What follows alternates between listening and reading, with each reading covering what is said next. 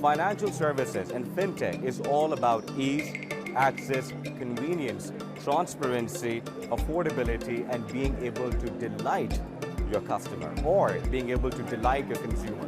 One of the aspects is that's making finance invisible. It's embedding in everything we do. Embedded finance is very interesting in every other sector, whether it's healthcare, to the way that you do your gym and nutrition meals and things like that. Having embedded finance in that, or being able to buy something online and pay for it over a period of time, all of this is only possible because open banking enabled that.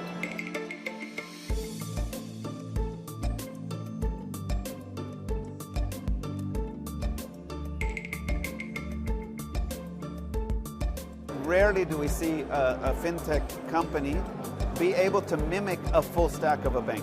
There are less than a handful worldwide that are doing it that way. So I think majority will not happen that way. Majority will be the banks meeting halfway with these startups and really providing us as the consumers and businesses the most value. When the partnership and cooperation is at its peak. So we'll get the safety and security and everything of a bank, and we'll get the user experience and bells and whistles that we get from the startups. And the extensibility of those two working together is, I think, the happy moment for us as consumers.